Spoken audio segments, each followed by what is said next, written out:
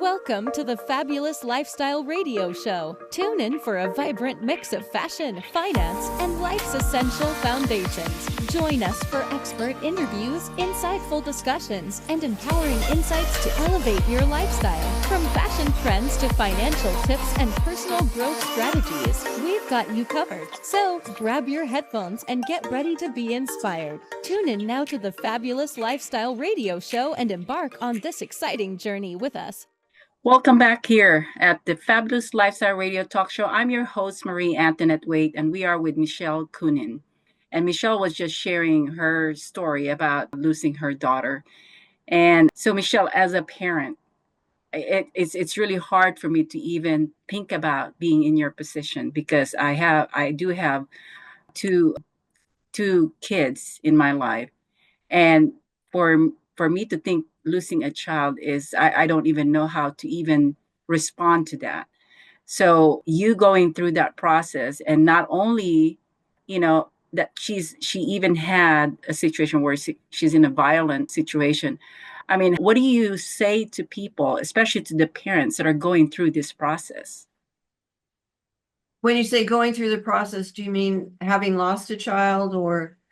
I mean, both. If their child is in a very negative situation, and some of them could have lost them because of that, what do you tell them and how to deal with it? Because I know it's difficult for everybody. And I think that varies so much from situation to situation. I was lucky enough to have a relationship with my daughter where she told me almost everything. So when she started clamming up and not telling me things, I started being much more suspicious. I had the so-called dad talk with her husband, where I said, if you do something to her, it's going to be me that you're going to have to reckon with. And you need to show me that you love her and that you cherish her. And ironically, when he did go to prison for the carjacking, and he wrote me from prison, and it took me a long time to be able to write back and tell him, I forgive you. I also hold you responsible. And he, in his letter that he wrote to me, he said, I know how much you love Nikki. I know how important she was. And I want you to know that she was important to me. When I wrote back, I said, if she was important to you, like you say, then you need to go forward and become a good man. And you do that in her honor. So if somebody's facing it, or a parent's gone through it, when you've lost your child, you become a member of this club that nobody wants to be a member of. Mm-hmm. And I learned a lot about grief in this situation. I learned that in our culture, we don't know what to do with grief. We don't, so a lot of people don't talk to you. They'll say, oh, I don't want to upset you. As a grieving person, I have to let you know what I need. I wanted people to talk to me about her. I wanted to hear the stories. I wanted to know Nikki from other people in the way that they knew her. There are other people who I've encountered who say, I can't. It hurts. I couldn't say the word died for about 6 months. It wouldn't come out of my throat. I remember the first time I laughed after she died, and I thought, oh my God, you're never supposed to laugh again because you've lost a kid.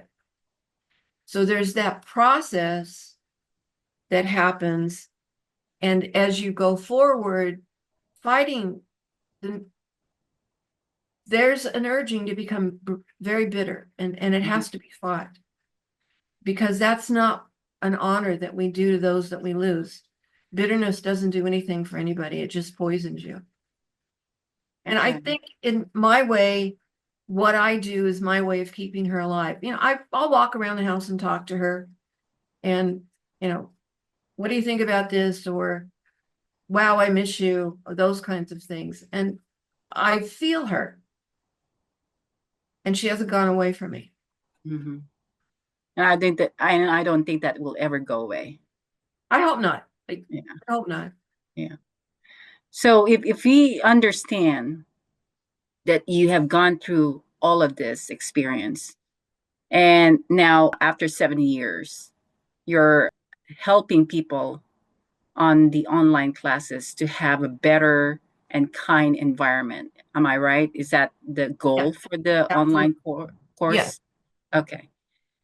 And so the people that are in large organization, these are the kind of people that you want to reach out. Am I right? that's exactly where I want to go in Okay. my next, my next trip in my next venture. I want to reach organizations and help them change their climates. Okay. Because I remember I was also in a corporate world where part of the years that I worked there became a negative environment. Mhm. And I noticed how it affects employees in terms of their production. And I see that you're going to be able to help organization to change people's mindset in regards to being productive and in regards to how they look at their working relationship among other people. And so that's the value that you bring into the organization. Because Absolutely. yeah, with all the years of you being in the mental therapy, is Uh-huh. that what it is? And then having your own personal experience with your daughter. I mean, you have such a very in-depth knowledge on how to help these people that are in so many different situations. I agree with you. I think and I think it's very powerful in watching people in organizations or even just going to the grocery store. How often do people smile at each other? How often do they say, excuse me, thank you, or pardon me? Not a lot. We're caught up in little parts of our own world. And then when you think what happens in institutions and in organizations, there's little tiny pieces of abusive behavior, like somebody takes your lunch, somebody bumps into you, somebody knocks off your coffee, all those kinds of things that add up. And at some point, there can be an explosion. Mm-hmm. And I think it's so important when people wake up and say, wow, I'm going to go to work and I enjoy what I do. I'm happy that number one, I've got a job. I'm happy that I am valued in that job. I'm happy that when I hear my boss's voice, I don't think, oh my God, what did I do wrong now? Mm-hmm. And those are the things I'm happy that I can say to somebody who's above me, I'm having a hard time with Joe. Can you give me some tools for dealing with them? Or I've noticed that Sally is really, really angry. Or I think so and so may be having a problem at home because their behavior's changed. That we come out and we become a real community. Okay. I see. So for the decision makers of the organizations, they have to look at it as where not only they're bringing you into their organization in regards to making a better environment, but it will also increase their business in a sense of, increased productivity, right? And people are they're more upbeat and they're giving more ideas to improve the business. These are the results of having a positive environment that you'll be able to help them with that, and the employers are motivated to come up with more, important or valuable information for the company.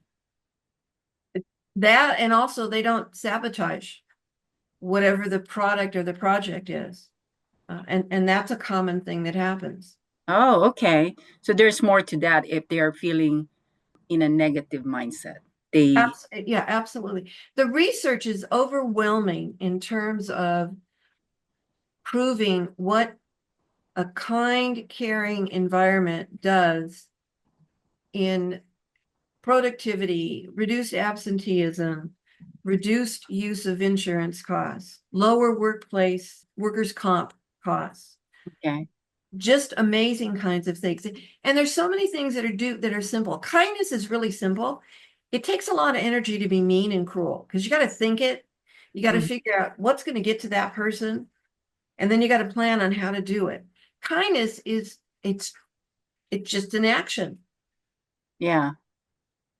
Okay. Well, gosh, this is really exciting for us to know that, having someone like you in the business world and be able to have access to your way of converting an environment to a positive environment. I think that's incredible.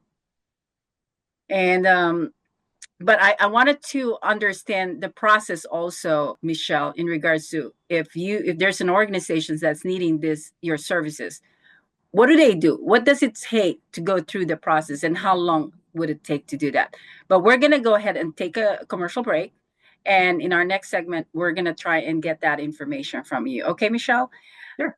All right. So, everyone out there, don't go away. This is the Fabulous Lifestyle Radio Talk Show. I'm your host, Marie Antonette Waite, and we will be right Welcome to back. the Fabulous Lifestyle Radio Show, where we talk about food, fashion, finance, and foundations of life.